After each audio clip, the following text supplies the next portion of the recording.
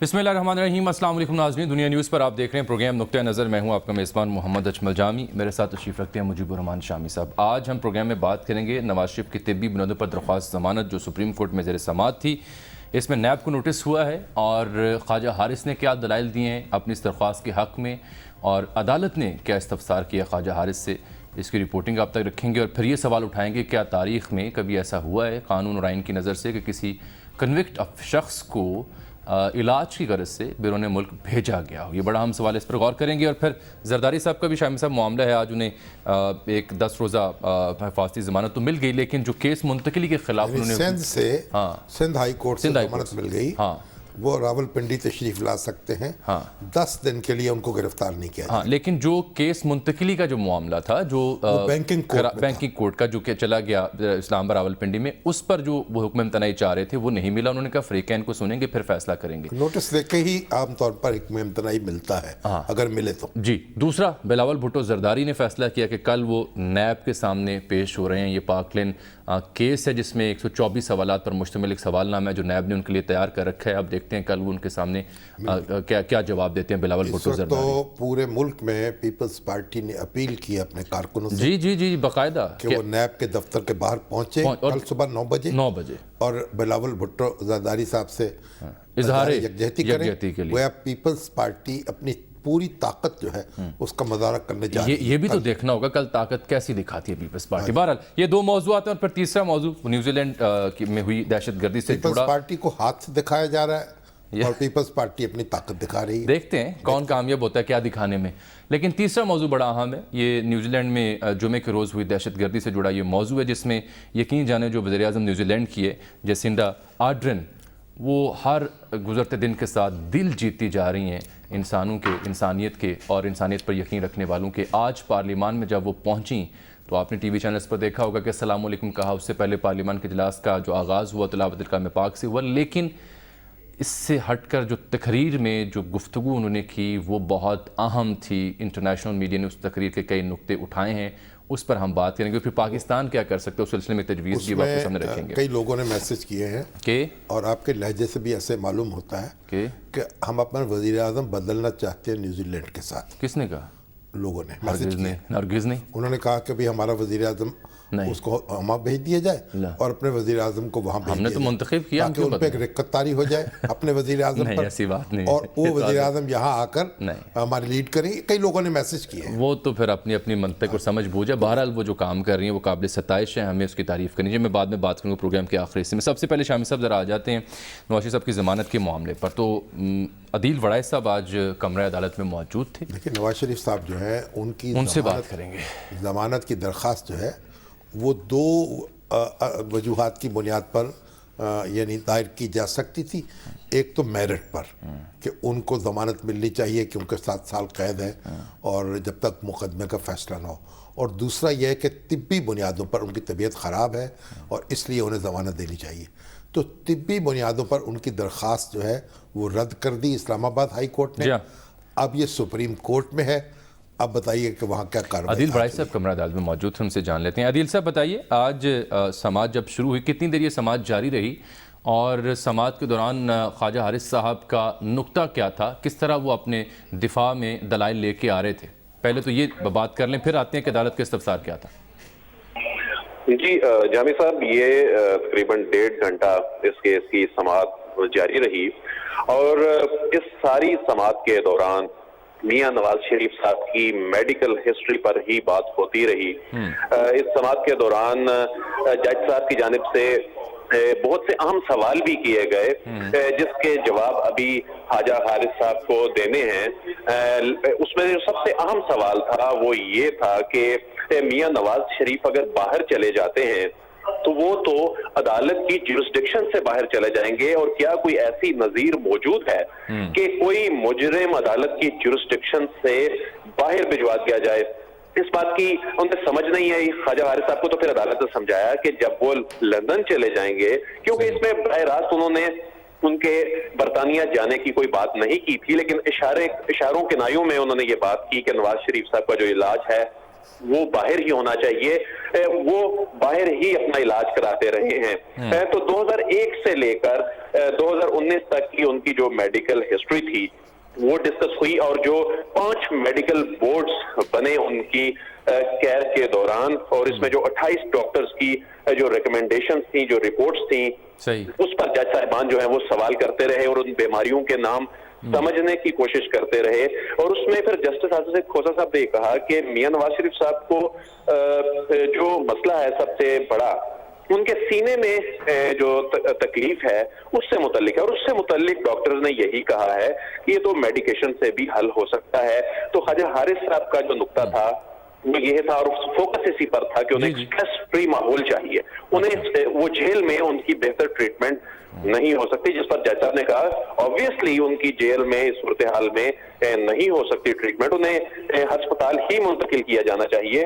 خواجہ حارث صاحب یہ کہتے رہے کہ نواز شریف کے جو جن ڈاکٹرز نے ان کا معائنہ کیا ہے وہ انہیں نہیں جانتے، انہیں جو سیٹسفیکشن ہے ان کی وہ صرف انہی ڈاکٹرز پر ہوگی ان کا اعتماد جن سے وہ اب تک علاج کراتے آئے ہیں۔ اس کیس میں اس وقت دلچسپ صورتحال پیدا ہو گئی کیونکہ بہت سے لوگ بیٹھے یہ ایکسپیکٹ نہیں کر رہے تھے کہ جی، مگر اس کا ابھی تک جواب خواجہ صاحب نے نہیں دیا جو عدالت نے نقطہ اٹھایا ہے۔ ایک تو یہ بات، دوسرا آپ نے جہاں گفتگو اپنی ختم کی کہ عدالت میں بیٹھے لوگ کیا ایکسپیکٹ نہیں کر رہے تھے اور دلچسپ صورتحال کیسے آگے بڑھی وہ بھی جی، عدالت میں بیٹھے لوگ یہ ایکسپیکٹ نہیں کر رہے تھے کہ یہ معاملہ تھوڑا طول پکڑ جائے گا، یعنی 26 مارچ تک چلا جائے گا، کیونکہ ایسے لگ رہا تھا جس طرح جج صاحب نے اس سے پہلے بھی 3 کیس آج ہی پہلی سماعت میں ہی ڈیسائیڈ کیے۔ تو آصف کھوسہ صاحب نارملی کیسز کو التوا کا شکار نہیں کرتے اور وہ فوری فیصلے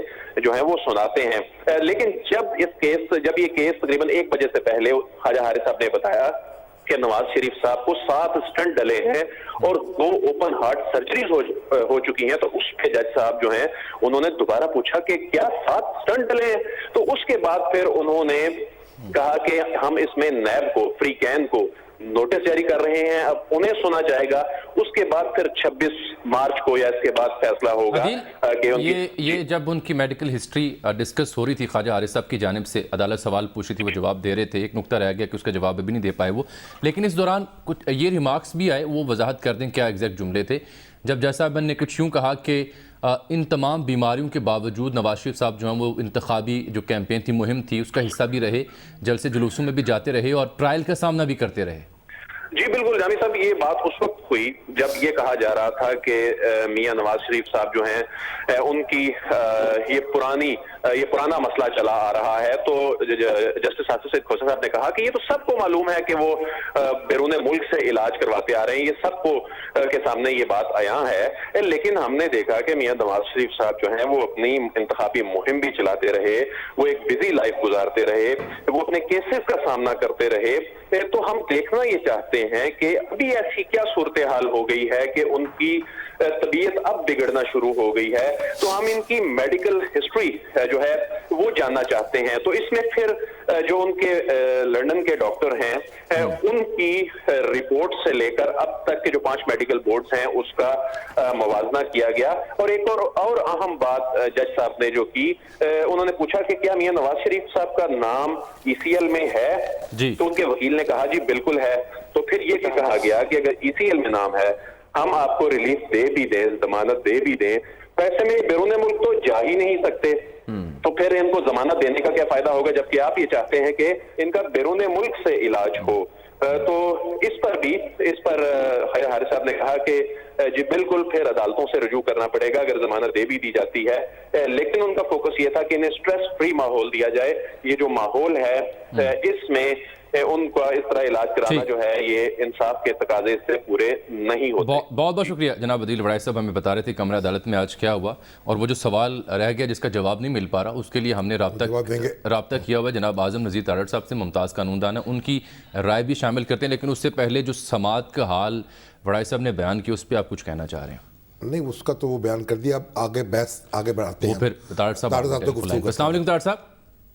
جی السلام علیکم۔ جی السلام علیکم تارڑ صاحب، یہ بتائیے مجھے کہ جو سوال آج فاضل چیف جسٹس نے اٹھایا عدالت میں کہ کیا کوئی سزا یافتہ شخص جو ہے اس کو یعنی علاج کے لیے بیرون ملک بھیجا جا سکتا ہے عدالت کی جورسڈکشن سے باہر؟ اس کی کوئی نظیر ملتی ہے ہماری تاریخ میں یا کسی اور جو ملک ہے جو ہمارے جیسے حالات رکھتا ہے اس کی تاریخ میں؟ دیکھیے شامی صاحب، ایک بات تو طے شدہ ہے کہ قانون میں ایک اصول ہے کہ جو اپیل ہوتی ہے نا، اپیل، اسے کہا جاتا ہے کہ یہ کنٹینویشن آف ٹرائل ہے، یہ ٹرائل کا تسلسل ہے، کیونکہ appeal as a matter of right دی گئی ہے اسٹیچوٹ میں۔ تو نیب کی سزا ٹرائل کورٹ کی طرف سے دی جانا حرف آخر نہیں ہے، اس کا فیصلہ کرے گی ایپلیٹ کورٹ۔ ایک بات طے ہوگی۔ اب دوسری بات یہ ہے کہ میاں نواز شریف صاحب کے بارے میں 3 مختلف اسٹینڈنگ بورڈ یہ کہہ چکے ہیں کہ وہ بہت زیادہ بیمار ہیں اور انہیں جیل میں رکھ کے ٹریٹمنٹ دینا ممکن نہیں ہے، اور سپریم کورٹ آف پاکستان 1 درجن سے زائد مقدمات میں یہ فیصلے دے چکی ہے کہ جو اعصابی دباؤ ہے بیماریوں کے ساتھ ساتھ جیل میں رہنا، ڈیٹینشن میں رہنا اٹ سیلف اعصابی دباؤ میں اضافہ کرتا ہے، اور ایسی بیماریاں جو کہ ایگریویٹ ہو سکتی ہیں وہ اگر تشخیص ہو کسی شخص کی تو پھر اسے طبی بنیادوں پہ بیل دے دینی چاہیے۔ لہٰذا یہ مطلب یہ ہوا، لیکن سر ایک نقطہ ہے نا بڑا جو دلیل وہ جی ایک منٹ، یعنی نواز شریف صاحب کا علاج بہتر ہو جائے گا پاکستان کے اندر رہتے ہوئے بھی اگر وہ باہر نہ جا سکیں، اگر ان کو رہائی مل جائے یا ان کی ضمانت مل جائے، یہ کہنا چاہ رہے ہیں آپ؟ جی شامی صاحب، 2 باتیں ہو گئی۔ اب رہی تیسری بات کہ کیا وہ ملک سے باہر جا کے بھی علاج کرا سکتے ہیں اگر انہیں ضمانت مل جائے، تو اس کا جواب بھی مثبت میں آ سکتا ہے۔ وہ کیسے؟ وہ فیصلہ کرنا ہے ان کی ایپلیٹ کورٹس نے۔ صحیح۔ اگر وہ ایپلیٹ کورٹ سیٹسفائیڈ ہو کہ جس طرح کی یہ بات کہہ رہے ہیں اور یہ ان کی زندگی بچانے کے لیے مفید ہے کہ وہ باہر سے جا کے علاج کروا لیں، تو ECL میں سے ان کا نام 1 ٹائم یا 2 ٹائم یا 3 ٹائم ہٹایا جا سکتا ہے، اور اس کی بے تحاشا نظائر ہیں ہمارے پاس۔ مثلا کوئی نظیر، آپ کوئی واقعہ بیان کریں۔ سر میں عرض کرتا ہوں، آپ کو بے تحاشا کیسز پرابلم ایسے ملیں گے جن میں لوگ سسپینشن آف سینٹینس ہو جاتی ہے، سزا کی معطلی ہو گئی، اس شخص نے، لوگوں نے حج عمرے بھی کیے ہوئے ہیں سسپینشن آف سینٹینس پہ رہتے ہوئے، لوگوں نے جینوئن ریزنز کے اوپر 1 ٹائم ایگزیمپشن لی ہوئی ہے۔ یہ عدالت جو ایپلیٹ کورٹ ہے اس کا اختیار بن جائے گا اگر وہ سیٹسفائی ہو جائے۔ یہ ضمانت گرانٹ کرنے والی عدالت کا یہ ایشو ہی نہیں ہے۔ ضمانت گرانٹ کرنے والی عدالت نے انہیں طبی بنیادوں پہ کوالیفائڈ سمجھ کے ضمانت دینی ہے، یہ شرط نہیں رکھنی کہ آپ انہیں اور یہ پوری ضمانت جو میاں صاحب نے اپلائی کر رکھی ہے سپریم کورٹ میں بیل، انہوں نے کہیں پہ یہ نہیں مانگا کہ مجھے بیرون ملک بھیجا جائے علاج کے لیے۔ وہ کہتے ہیں کہ میری طبی بنیادوں پہ ضمانت ہونی چاہیے کیونکہ جیل میں رکھنے کی وجہ سے میری بیماریاں بڑھ رہی ہیں اور انہیں افاقہ۔ اچھا، یہی میں آپ سے جاننا چاہ رہا ہوں طاہر صاحب، میں یہی نقطہ آپ سے ڈسکس کرنا چاہ رہا ہوں آپ کہ یہ جو نقطہ آپ نے اٹھایا کہ جو اعصاب کے مسائل ہیں یا جس سے ذہن پہ جو سٹریس آتا ہے جس سے کچھ بیماریاں ایگریویٹ کر سکتی ہیں، یہ نقطہ تو امپورٹنٹ اس ایپلیکیشن کا حصہ نہیں ہے، کیا میں درست کہہ رہا ہوں؟ نہیں، بالکل میری بات سنیں، یہ بالکل بیل ایپلیکیشن کا حصہ ہے۔ جو رپورٹ ساتھ لگی ہوئی ہیں وہ انٹیگرل پارٹ ہے اس بیل کا، اور جب یہ آئے کہ ایک شخص کا 2016 میں بائی پاس ہوا، بائی پاس میں کمپلیکیشن آئی، اسے وینٹیلیٹر پہ ڈالا گیا۔ لیکن طاہر صاحب جو 5 میڈیکل رپورٹس ہیں، 5 میڈیکل بورڈز کی رپورٹس ہیں، وہ تو ہارٹ ایشوز کو ڈسکس کرتی ہیں، ان کی ہسٹری کو ڈسکس کرتی ہیں، ان کے سٹینٹس کو ڈسکس کرتی ہیں، میڈیسن کو ڈسکس کرتی ہیں، وہ ان کے گردے کی بیماری کو ڈسکس کرتی ہیں، وہ ان کے ڈائبٹک کو ڈسکس کرتی ہیں، اور ان کی اوورآل ہیلتھ کو ڈسکس کرتی ہیں۔ جامی صاحب، پیچھے کیا رہ گیا؟ کوئی چیزیں تو عدالت نے بھی گیدر کرنی ہے نا، جو کہ آج بحث کی خواجہ حارث صاحب نے۔ دیکھیے، جس شخص کے اندر 7 سٹنٹس ہیں، یہ بات ریکارڈ پہ ہے کہ انہیں 7 سٹنٹس پڑے ہوئے ہیں، یہ بات ریکارڈ پہ ہے کہ ان کا بائی پاس آپریشن ہوا، یہ بات ریکارڈ پہ ہے کہ ان کے گردے صحیح طرح سے فنکشن نہیں کر رہے، یہ بات ریکارڈ پہ ہے کہ وہ ہائی بلڈ پریشر کے مریض ہیں اور وہ کنٹرول نہیں ہو رہا، یہ بات بھی موجود ہے کہ یہ ساری بیماریاں جیل میں ٹریٹ نہیں ہو سکتی اور ٹرشری کیئر کے ٹیچنگ ہاسپٹل میں کم از کم علاج کی سہولت ہونی چاہیے۔ ٹھیک، لیکن طاہر صاحب یہ بات بھی ریکارڈ پر ہے کہ وہ ان تمام بیماریوں کے ساتھ ساتھ انتخابی مہم کا حصہ رہے، جلسے جلوسوں میں جاتے رہے، تقاریر کرتے رہے، اور پھر ٹرائل کا حصہ بھی رہے۔ میں عرض کر دوں آپ کو، انہوں نے بدنیتی اس لیے نہیں دکھائی کہ وہ ٹرائل میں غیر حاضر نہیں ہوئے. سزا سننے کے بعد وہ آئے اور انہوں نے سرنڈر کیا. ان کا پریویس کانڈکٹ بھی دیکھا جائے گا. تیسری بات جو ہے جامی صاحب جو سب سے ضروری ہے کہ رائٹ ٹو لائف جو ہے نا وہ ایک بنیادی حق ہے، فنڈامنٹل رائٹ ہے آپ کا، right to life. Mian Nawaz Sharif کو خدا نہ خواستہ سزائے موت نہیں ہوئی کہ کہا جائے کہ جی انہوں نے تو الٹیمیٹلی تختہ دار پہ ہی جانا ہے. انہیں سزائیں ہوئی ہیں 7 سال کی. ان کی جو عمر ہے اور جو اس میں ریمیشنز ملتی ہیں وہ اگر آپ بعد میں خدا نہ خواستہ اگر ان کی ساری اپیلیں بھی فیل ہو جاتی ہیں تو وہ 3-3.5 سال میں باہر آ جائیں گے. اب اس عرصے میں اگر انہیں خدا نہ خواستہ ڈیمیج ہو گیا اس بحث مباحثے کی وجہ سے کہ ان کی بیماریاں ایسی ہیں کہ وہ جیل میں دوبارہ کر سکتے ہیں. اگر میاں نواز شریف کی زندگی کو نقصان پہنچا تو وہ ارریورسیبل لاس ہوگا. اور چلیں یہ تو ایک اور اینگل ہے نا. طاہر صاحب میں جو عرض کرنا چاہتا ہوں یعنی گویا ان کا بیرون ملک علاج کے لیے جانا اور جیل سے باہر آنا یہ 2 مختلف ایشوز ہیں، ایک دوسرے سے جڑے ہوئے نہیں ہیں. نہ بالکل نہیں جڑے ہوئے. عدالت عظمیٰ نے اس وقت جو فیصلہ دینا ہے وہ یہ ہے کہ جو رپورٹس آئی ہیں اس وقت میاں نواز شریف کی صحت کے بارے میں، آیا وہ رپورٹس جسٹیفائی کرتی ہیں کہ انہیں طبی بنیادوں پہ ضمانت دے دی جائے. مطلب ملک کے اندر بھی ایک آزاد شہری کے طور پر علاج کرانے سے زیادہ ان کی طبیعت بہتر ہونے کے امکانات زیادہ ہیں. جی زیادہ ہیں. دوسری بات یہ ہے کہ یہ سپریم کورٹ کے اپنے فیصلہ جات ہیں. سرکار نے کئی دفعہ بیلوں میں کہا کہ جی ہم ان کا علاج کرا دیتے ہیں ہسپتال میں ڈیٹینشن میں رکھتے ہوئے. سپریم کورٹ نے کہا کہ جو ڈیٹینشن اٹ سیلف ہے نا وہ اتنا اعصابی دباؤ بڑھاتی ہے اور جیل کا ماحول جو ہے وہ کنجینیل نہیں ہوتا ریکوری کے لیے. بلڈ پریشر کے مریض کو دل کو ٹھیک ہے زیادہ سینسٹیو بیماریاں کو. بہت شکریہ جناب اعظم نذیر طاہر صاحب ایک اپنی رائے رکھتے ہیں اس معاملے پہ، اس سے وضاحت کر رہے تھے، میں بیان کر رہے تھے. لیکن شامی صاحب ایک اور مسئلہ بھی ہے کہ جیل میں ان کی صحت کو دیکھتے ہوئے 24 گھنٹے ڈاکٹرز موجود ہیں، ایک سائیکل تک دے دی، دوائیاں تک دے دی. لیکن اگر جو جیل میں شخص موجود ہے وہ یہ کہہ دے کہ میں نے تو چیک ہی نہیں کروانا، مجھے ہاتھ نہ لگائیں، صرف لندن والا ڈاکٹر یا کوئی اور ڈاکٹر آئے گا. تو آپ کہہ رہے ہیں نا، انہوں نے کہا لندن والا ڈاکٹر نے کہا. یہ دیکھیں سیاست جو ہے اس میں سیاسی قیدی جو ہوتے ہیں سیاست دان ہوتا ہے، اس کو پروٹیسٹ کرنے کا اختیار بھی حاصل ہے. لوگوں نے مرن برت رکھے ہیں، لوگوں نے احتجاج کیے ہیں.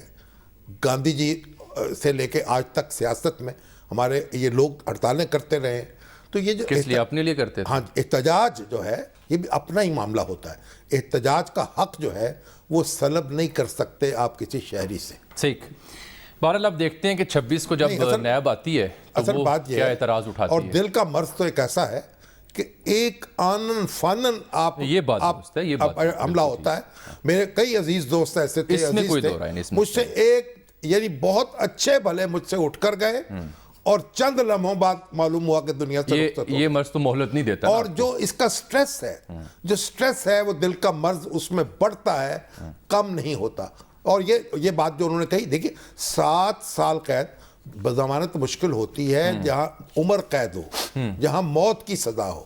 7 سال قید کوئی سزا نہیں ہے. یہ آپ کو 3-3.5 سال کے بعد آپ باہر آ جاتے. ویسے پرویز مشرف صاحب پر جو مقدمہ تھا وہ موت کی سزا اس میں ہو سکتی تھی، آرٹیکل 6 کا. اس کے باوجود وہ مقدمے کے دوران باہر چلے گئے. آپ کو پتا وہ بیمار ہیں، یہ یاد رہنا چاہیے نا. بستر پر ہیں تو ان کے لیے مقدمے کے دوران ان کے اہل خانہ کہہ رہے ہیں، میں آپ کی بات سمجھ رہا ہوں، لیکن ان کے اہل خانہ یہ اپیل کر رہے ہیں کہ ان کی صحت یابی کے لیے دعا کریں. ان کے لیے کرنی چاہیے دعا. اور ویسے نواز شریف صاحب کو اگر یہ مل جاتا ہے تو وہ یہاں اتفاق ہاسپٹل یا شریف سٹی میں جہاں بھی ہو جائیں، یہ ان کی مرضی ہے نا. اصل میں آزاد شہری کے طور پہ جیل سے باہر علاج کرانا ایک اور چیز ہے. چلے میں اب جیل کے اندر رہنا. یہ تو نواز شریف صاحب کا کیس تھا. اب زرداری صاحب، پرویز مشرف صاحب کو بھی اللہ تعالیٰ صحت عطا فرمائے، آمین، اور ان کو خیریت سے رکھے، آمین. اچھا جی میں ایک بریک لے رہا ہوں، بریک کے بعد واپس آتے ہیں تو ذکر ہوگا سابق صدر آصف علی زرداری صاحب، ان کی ہمشیرہ فریال تالپور، ان کے صاحبزادے بلاول بھٹو زرداری کا یہ بھی بڑا اہم کیس ہے. اس پر بات ہوگی. ایک بریک کے بعد ہمارے ساتھ رہیں.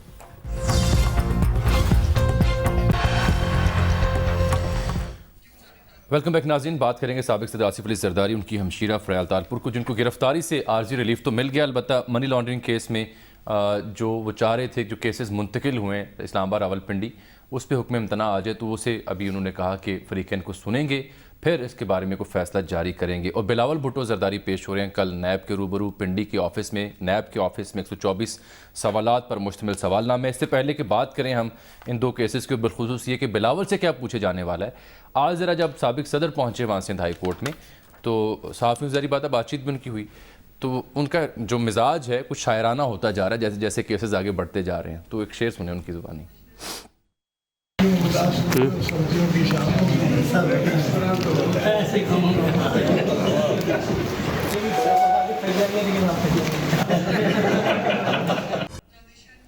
جناب شعیب بن عزیز صاحب کا شعر تھا, تو وہ اب اداس پھرتے ہو. کیوں بھی آ سکتا ہے, وزن برابر ہی رہتا ہے. لیکن دیکھیں زرداری صاحب کو ایک بات تو ماننی پڑے گی, کیا جو بھی حالات ہوں وہ اپنے اعصاب جو ہیں ان پہ قابو رکھتے ہیں. وہ کہتے ہیں میں تھکا دوں گا انہیں. آپ آج بھی کہہ رہے تھے کہ میں تھکا دوں گا, لیکن یہ کیا معاملہ ہوا کہ نواز شریف صاحب کا جیسے ٹرائل آگے بڑھتا جا رہا تھا اور معاملات کچھ سنجیدہ ہوتے جا رہے تھے تو وہ بھی شعر و شاعری کی حوالہ لے رہے تھے, اور زرداری صاحب کو تو بڑا کم ہم نے سنا شعر. کبھی اگر آپ پر اس طرح کی صورتحال سے گزرنا پڑے تو پھر آپ سے معلوم کریں گے. میری تو پہلی میموری شارٹ ہے, شعر مجھے کوئی یاد نہیں رہتا, گوگل کرنا پڑتا ہے, تب تو موبائل بھی میرے پاس نہیں ہوگا, کہاں سے گوگل یاد آئیں گے یا بھول جائیں گے؟ بھول جائیں گے. اچھا, اب میں نے آج حسن رضا کو زحمت دی ہے اسٹوڈیوز میں, ہمارے بڑے اچھے ممتاز صحافی ہیں, کہ انہوں نے یہ خبر بریک کی تھی کہ نیب نے جو 124 سوالات پر مشتمل سوال نامہ تیار کیا اس میں کنٹینٹ کیا ہے, کیونکہ کل بلاول آ رہے ہیں نیب. تو یہ وہ 124 سوال دہرانا چاہتے ہیں. وہ 124 تو نہیں دہرائے جائیں گے, ان سے میں نے گزارش یہ کی تھی کہ آپ اس کا خلاصہ اختصار کے ساتھ کریں. ایسا نہ ہو کہ جس طرح شیخ رشید پر مقدمہ درج کرایا ہے پیپلز پارٹی نے, یہ اعلان کیا ہے, اس طرح ایک مقدمہ ان پر بھی درج ہو جائے. تو اس لیے ذرا اختصار سے بیان کر دیجئے کہ ہمارے بلاول بھٹو زرداری کل کس مشکل سے گزریں گے اور یا اس کو آسان بنا لیں گے. دیکھیں شامی صاحب, بات تو یہ ہے کہ جو ان کے بہت سارے کیسز چل رہے ہیں اور نیب کی کمبائن انویسٹیگیشن ٹیم جو ہے وہ پراپر اس کی تحقیقات کر رہی ہے. پارٹ لینڈ جو ہے کمپنی 1989 میں جو ہے اس کی جو ہے یہ خریدی گئی تھی. ایک ذرائع یہ کہتے ہیں مبینہ فرنٹ مین جو ہے اقبال میمن کے ذریعے, اور 2009 میں جو ہے یہ پراپر جو ہے 25% شیئر جو ہے آصف زرداری اور بلاول بھٹو کے نام جو ہے وہ منتقل کیے گئے. اور اس کے بعد جو ہے اسلام آباد کی جو 2460 کنال زمین تھی وہ جو ہے 2009 میں خریدی گئی تھی, اور صرف 6 کروڑ 20 جو ہے لاکھ روپے میں, جبکہ سی ڈی اے اس کی جو قیمت بتاتی ہے وہ 2 ارب روپے سے زائد بتاتی ہے. 260 کنال, جی بالکل 2460 کنال. یہ تو آپ دیکھیں جو عمران خان صاحب کی زمین ہے وہ بھی کئی ایکڑوں پہ ہے, اور وہ بھی بہت 10,000 روپے کنال میں خریدی گئی تھی. یہ تو یعنی یہ تو کس وقت خریدی گئی, یہ تو اس وقت پہ منحصر ہے. چلیے دیکھیں اب وہ اس وقت کی سی ڈی جو ہے اس کی قیمت بتا رہی ہے کہ 2009 میں جب خریدی گئی تھی تو اس وقت 2 ارب روپے سے زائد تھے. پہلے جو ہے جو سوال نامہ جو ذرائع یہ بتاتے ہیں کہ یہاں سے شروع کیے جائیں گے کہ کیا آپ کے علم میں تھا کہ آپ کے نام پہ جو ہے کمپنیز بنائی گئی. پھر ان سے یہ پوچھا جائے گا کہ کیا آپ جو ہے کبھی, کیونکہ نیب کے پاس کچھ ایسا ریکارڈ جو ہے وہ موصول ہو چکا ہے مختلف فائنینشیل مینجمنٹ یونٹ سے, فیڈرل بورڈ آف ریونیو سے, مختلف جو ہے ممالک سے, جس سے وہ یہ ثابت کر سکتے ہیں کہ بلاول بھٹو کے علم میں تھا. اب وہ صرف ان سے یہ پوچھنا چاہیں گے کہ کیا آپ کے علم میں تھا کہ یہ ٹرانزیکشن کہاں سے ہوتی رہی, اور جعلی بینک اکاؤنٹ سے ٹرانزیکشن جو ہے یہ منتقل کی گئی, یہ کیسے کی گئی, کیا آپ کے علم میں تھا. اور زرداری صاحب نے آپ کے بتایا کہ آپ کی کبھی ایسی ملاقات نہیں ہوئی. اور اسی طرح جو ہے یہ فیصل سخی بٹ جو ہے خاص طور پہ ان سے متعلق پوچھا جائے گا, اور امجد سے متعلق پوچھا جائے گا, یہ اومنی گروپ سے متعلق پوچھا جائے گا, اور جو سیکٹری ہیں کے ڈی اے نجم زمان جو پروجیکٹ ڈائریکٹر ہیں میمن کراچی میں, ان سے انہوں نے کئی اہم انکشافات کیے ہیں. ان سے جو ہے نجم زمان جو ہیں یہ ان کی کسٹڈی میں ہیں, اور کل جج محمد بشیر صاحب جو ہیں ان کے ہاں ان کی اہلیہ پیش ہوئی تو انہوں نے کہا ان کو صرف گھر کا کھانا پسند ہے, تو ان کا آپ ظاہر دے دیں گے کیا پتا. اور انہوں نے کہا جی کئی لوگ تو ایسے جو نیب کے کھانے کی تعریف کرتے ہیں اور کہتے ہیں اس کا کھانا بہت اچھا, یہی رہ جاتا ہے. بڑی ذمہ داری کا کام ہوتا ہے جب آپ گھر سے کھانا دیتے ہیں تو اس کو چیک کرنا, اس کا معاملہ, یہ بھی تو بڑا اہم مسئلہ ہے. بالکل ان پر یہی الزام ہے نا کہ انہوں نے جو ہے جعلی بینک اکاؤنٹس میں کمیشن کا پیسہ جو ہے یہاں پہ جمع کروایا. اب इनसे मुतल्लिक सवालात पूछे जाएंगे। और फिर जो है आपको याद होगा ख्वाजा इसहाक का जब मामला चला था, इसहाक डार का, तो उस वक्त नेशनल बैंक के सदर जो थे सईद अहमद, उन्होंने कहा था कि मेरे इल्म में नहीं है कि 5 अकाउंट्स मेरे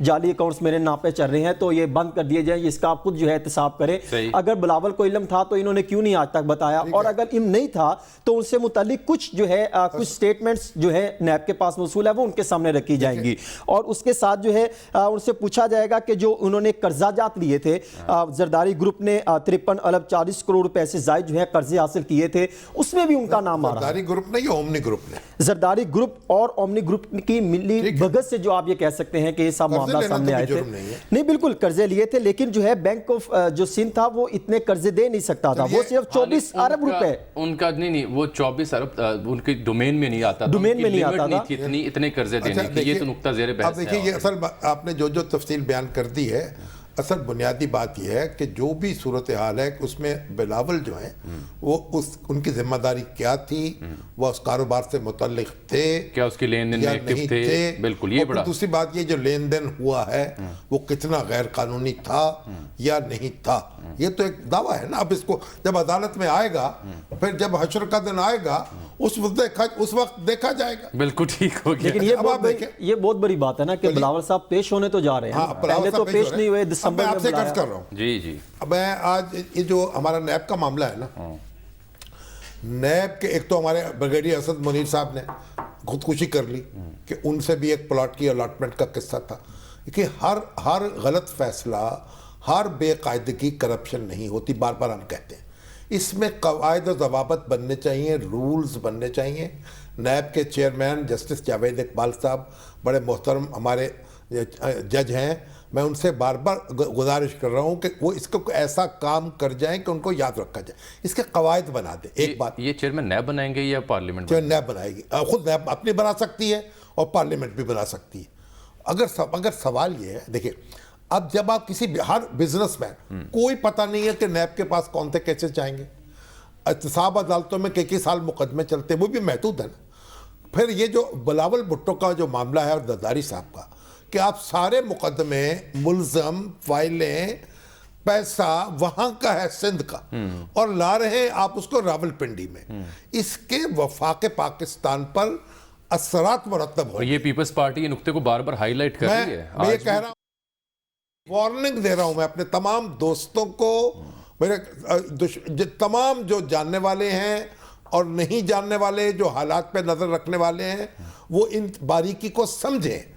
और ये सिंध का पूरा सूबा जो है, उसकी पूरी अदलिया पर, उसकी पूरी एडमिनिस्ट्रेशन पर अजहारे बात न करें, इसके बड़े नुकसानात होंगे। एक बात सुन, अच्छा, अब ये नैब है, अब ये जो ताजर हैं, बिजनेसमैन, इनको किस खुशी में बुलाया जाता, इनको इसके दायरे से निकालें। जब किसी बड़े बिजनेसमैन को आप नोटिस जारी करते हैं, स्टॉक एक्सचेंज गिर जाता है, इन्वेस्टमेंट खत्म हो जाती है। अभी मैंने चंद रोज पहले देखा, नोटिस जारी किया गया, वो नैब के सामने पेश हुए। अब किस्सा क्या है, एक उन्होंने 2010 में एक होटल खरीदा लंदन में, 9 अरब रुपए उसकी मालियत थी, और जिस कंपनी ने, होल्डिंग कंपनी ने खरीदा, उसमें उनके 2 बेटे हैं, उनकी बहू है, वो सब आकल बालिग हैं, मंशिया साहब उसके जिम्मेदार नहीं हैं, ठीक, लेकिन उनको नोटिस जारी करते हैं, उनके बच्चों को नोटिस जारी करते हैं। ये एक हाई कोर्ट में किसी ने रिट की, वो खारिज हो चुकी है। अब मुझे बताइए, इससे फजा मुतासर होती है सरमायाकारी की। ये मामलात FBR को देखने चाहिए, ये मामलात स्टेट बैंक को देखने चाहिए। नैब को निकाल, नैब का दायरा जो है उसको और दूसरी बात देखें, अब ये बड़ी दिलचस्प बताता हूं मैं आपको। एक हमारा मीडिया हाउस है, वो उनके मंशिया साहब ने उसके खिलाफ मुकदमा किया लंदन में, 2,75,000 पाउंड कास्ट और अर्जाना वो जीत चुके हैं, ठीक है, और वो मीडिया हाउस अब भी काबू नहीं आ रहा, नहीं, वो उनके खिलाफ यहाँ लगा हुआ है। मीडिया हाउस भी एक केस जीत चुका है, नहीं, वो नहीं जीता, वो जीत चुके हैं। एक ब्रेक लेते हैं, ब्रेक के बाद वापस आते हैं, जरा न्यूजीलैंड का जिक्र करना है, मिलते हैं इस ब्रेक के बाद।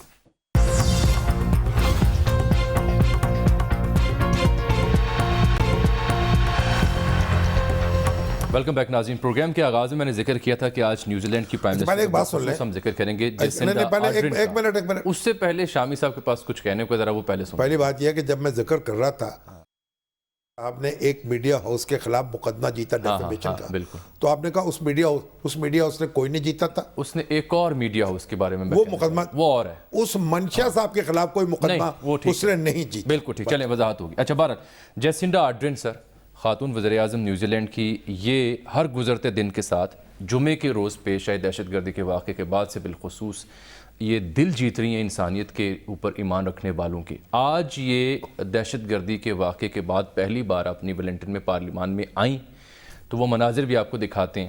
ایک بات تو یہ کہ پورا پارلیمان کھڑا تھا, اور پھر اس پارلیمانی کارروائی کا آغاز جو آج ہوا اس سیشن کا, وہ تلاوت کلام پاک سے ہوا. تھوڑا سا سنائیں ذرا.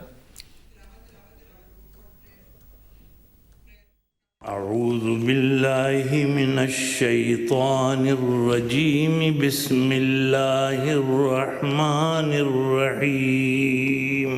یا ایہا الذین آمنوا استعینوا بالصبر والصلاة ان اللہ مع الصابرین. اور پھر جب وہ جیسنڈا آرڈرن خود مخاطب ہوئیں پارلیمان سے, تو انہوں نے السلام علیکم کہا. یہ ویڈیو چلائی گئی وہاں جی تلاوت کی. یعنی وہ یہ جو امام مسجد ہے وہاں کی مسجد کے, یہ ان کو لے کے جایا گیا وہاں. دیکھیں مولانا احتشام الحق سے ان کی بہت مشابہت. اچھا آپ کو یہ مولانا احتشام الحق تھانوی سے, اور آواز بھی ویسی ہے. یہ ان کے یا تو شاگرد ہیں یا عزیز ہیں ہوں گے جو وہاں ہوں. بالکل, تو ان کو لے کے جایا گیا. اچھا پھر جیسنڈا آرڈرن صاحبہ وہ خود جب بولیں تو انہوں نے السلام علیکم کہا, اور کچھ ان کے جملے بھی سنے. پھر مجھے ایسا لگا جیسے بے نظیر بھٹو جو ہے نا, جب آئی ہیں واپس 1986 کے بعد, تو اسی طرح دوپٹہ ہوتا تھا, تسبیح ہوتی تھی ہاتھ میں, تو بالکل ایک ایسی ان کا حولہ جو تھا وہ مجھے یاد آیا ان کو دیکھ کے. نہیں, وہ ان کی کئی مماثلتیں بھی ہیں بی بی شہید سے. دیکھیں ذرا وزیر اعظم نیوزی لینڈ کیا کہتی ہیں. Mr. Speaker, Assalamu alaikum. You will never hear me mention his name. He is a terrorist. He is a criminal. He is an extremist. But he will, when I speak, be nameless. اب سر ان کے خطاب میں نے ذکر کیا کہ بہت سے, اگر ایک بات اب سنیں جی, 1% مسلمان ہیں وہاں. ہاں ٹوٹل 50,000 کی آبادی ہے تقریباً. ہاں 1% مسلمان جو ہیں ان کے ساتھ کیسا ان سلوک کے کیا جا ساتھ رہا ہے. یکجہتی کا اظہار دیکھیں. اچھا چلے میں آپ کو تصویریں بھی دکھاتا ہوں, ذرا دکھائیں کچھ ویژولز اور تصویریں جو شامی صاحب نے ذکر کیا ہے. لائیو دکھائیے. آپ یہ دیکھیں کہ نیوزی لینڈ بھر میں بالخصوص جس جگہ یہ واقعات پیش آئے وہاں یہ دیکھیں, یہ پوری ایک فینس ہے جو بھری پڑی ہے پھولوں سے, پلے کارڈ سے اور موم بتیوں سے. یعنی حد ہو گئی سر, جس قدر تعریف کی جائے وہ کم ہو گئی. یہ پوری آپ دیکھیں لین پوری بھری پڑی ہے یہ پھولوں سے, گلدستوں سے, اور اپنے جو تہنیتی پیغامات ہیں. بلکہ بچوں نے, اسکول کے بچوں نے ایک جگہ دیوار پہ بھی لکھ کے لگایا کہ ہم آپ سے معذرت چاہتے ہیں, ہم ایک قوم, ایک ملک ہیں, ہم آپ سے معذرت چاہتے ہیں کہ ہم آپ کی حفاظت نہیں کر سکے ان لوگوں کو جو اپنی جان کی بازی ہار گئے. لیکن وزیر اعظم نیوزی لینڈ کا ہم نے بار بار ذکر کیا, تقریر میں کیا تھا, وہ یہ کہتی ہیں کہ میں پارلیمان سے, پوری عوام سے, میڈیا سے گزارش کرتی ہوں کہ دہشت گرد کے کئی مقاصد تھے مذموم, وہ اس میں کامیاب ہوا نہیں, یہ چھوڑ دیں. لیکن اس کی ایک خواہش شہرت تھی, میں آئندہ کے بعد اس شخص کا نام نہیں لوں گی. آپ سے بھی گزارش ہے کہ اس کا نام نہ لیں, ان کا نام لیں جو جان کی بازی ہارے یا جو لواحقین اور متاثرین ہیں, اس کا نام نہ لیں تاکہ یہ ایک گمنام اور بدنامی کی زندگی گزارے. یہی اس کی ایک اہم سزا ہے. پھر وہ کہتی ہیں, انہوں نے پھر اپنی تقریر میں نعیم رشید کا ذکر کیا, اپنی تقریر میں عبدالعزیز صاحب کا ذکر کیا, دونوں کا تعلق پاکستان سے, حاجی عبدالداؤد صاحب کا ذکر کیا, 3 مسلمانوں کا ذکر کیا, ان کو تعریف کی کہ انہوں نے بہادری کا مظاہرہ کیا. پھر وہ یہ کہتی ہیں کہ حملہ آور ایک دہشت گرد, کلیئرلی جو بین الاقوامی رہنما ہیزیٹیٹ کر رہے تھے اس بارے میں مذمتی بیانات جاری کرنے سے, ان کے لیے پیغام تھا یہ ایک دہشت گرد ہے, یہ ایک کرمنل ہے, یہ ایک انتہا پسند, اور مجھے اس میں کوئی شک و شبہ نہیں ہے. لہٰذا اس شخص کا نام میں نہیں لوں گی اور نہ چاہوں گی کہ آپ اس کا نام لیں. پھر انہوں نے کہا کہ ٹریسا مے کو میں نے فون کیا تھا جو برطانیہ کی پرائم منسٹر ہیں, ان سے گزارش کی تھی کہ جو ایک سوشل میڈیا ویب سائٹ ہے اس کے ذریعے چونکہ لائیو سٹریمنگ اس شخص نے کی تھی اپنے اس فیل کی, تو انہوں نے کہا کہ کیوں نہیں اس سوشل میڈیا ویب سائٹ نے اس کو بر وقت روکا. گو کہ اس سوشل میڈیا ویب سائٹ نے کہا کہ ہم نے 1.5 ملین کاپیز اس کی ڈیلیٹ کر دی, لیکن پھر بھی کچھ کاپیز رہ گئی جو لوگ سرکولیٹ کر رہے ہیں. اب انہوں نے اس موضوع پر بھی ایک بڑا اہم جملہ بولا جو بالخصوص آپ اس پہ تبصرہ فرمائیں گے. انہوں نے کہا یہ سوشل میڈیا ویب سائٹس میں یہ ڈاکیہ نہیں ہیں, یہ کہہ کے اپنی جان نہیں چھڑا سکتے, آپ پبلشنگ ہاؤسز ہیں, آپ کے ذریعے میسج پبلش ہوتا ہے, اب صرف پوسٹ مین اپنے آپ کو کہا کہ آپ جان نہیں چھڑا سکتے. یہ کتنے اہم جملہ ہے سر؟ بہت اہم جملہ ہے. اور اسی طرح اخبارات, اسی طرح ہم بیٹھتے ہیں جب پروگرام کر رہے ہوتے ہیں, ہر ایک جو شخص آتا ہے وہ ہمارے ہاں اتنی بیہودہ گفتگو کر کے جاتا ہے, اور وہ ہم ہنس کے ہم جان نہیں چھڑا سکتے. قانون کی نظر میں ہم بھی مجرم ہوتے ہیں, کیونکہ ہم جو غلط پیغام, نیگیٹو پیغام, دشنام ترازی کو جب نشر کرتے ہیں تو پھر ہمارے اوپر بھی مقدمہ قائم ہو سکتا ہے. ایک اور ویژول دیکھیں, ہم ڈاکیے نہیں ہیں. ڈاکیے نہیں. اچھا دیکھیں, ویلنٹن میں جو نیوزی لینڈ کی دوسری بڑی یونیورسٹی ہے, وہاں پر کویت کا ایک طالب علم جو حملے سے بچ گیا, تو وہ جب پہنچا تو ظہر کا وقت تھا, تو یکجہتی کا موقع تھا, تو اس نے اذان دی. تو مناظر آپ دیکھیں, یہ کیسی کیسی مثالیں نیوزی لینڈ قائم کر رہا ہے. دیکھیے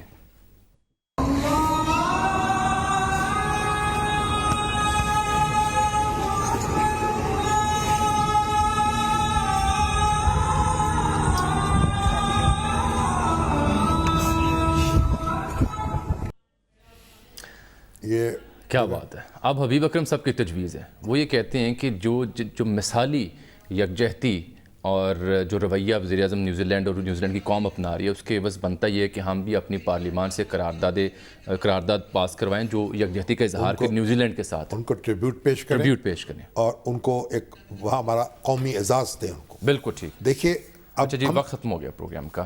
اب کل پہ ہمیں اپنے آپ سے بھی تو سوال کرنا ہے نا, وہ میں کل رکھوں گا. ہم اپنی اقلیتوں کے ساتھ, چھوٹی چھوٹی اقلیتیں جو ہیں ان کی زندگی کرتے ہیں بعض اوقات. ہم یہ سوال ہمیں کیا ہم پارلیمان کا اجلاس ایسے شروع کر سکتے ہیں؟ کل بات ہوگی. اللہ حافظ.